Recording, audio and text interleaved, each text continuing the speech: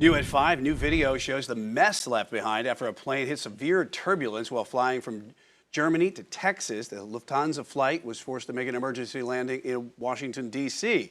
Now, 7 people on board that plane were injured, so much so they had to be taken to the hospital. Yeah, Queen City News Chief Transportation Correspondent MayCay Beeler joining us here in the studio, a seasoned pilot herself, to explain what pilots can do to be able to limit this type of turbulence. Because, I mean, really, being on a plane, nobody likes turbulence, right? No, and they feel out of control. So nobody likes turbulence. Nobody. Even pilots don't like turbulence. Of course, we have to get used to it. Doesn't mean we like it. And, you know, for squeamish passengers, turbulence is the #1 culprit for them feeling fear of flight.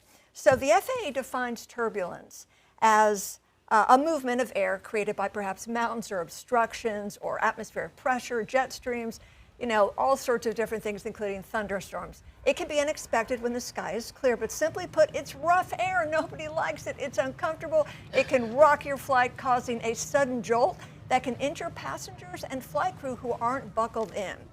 All right, so what is a pilot to do?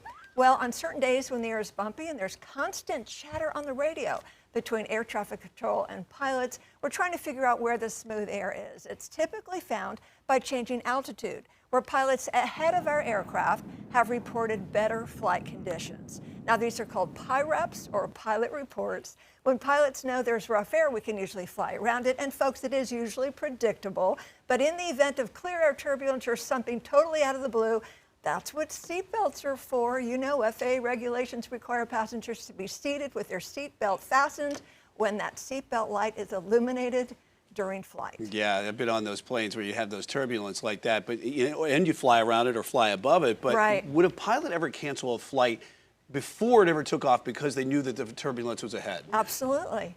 I've done it because I've been in situations where I've scared my passengers.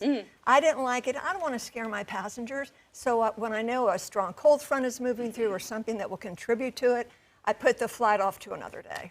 Yeah.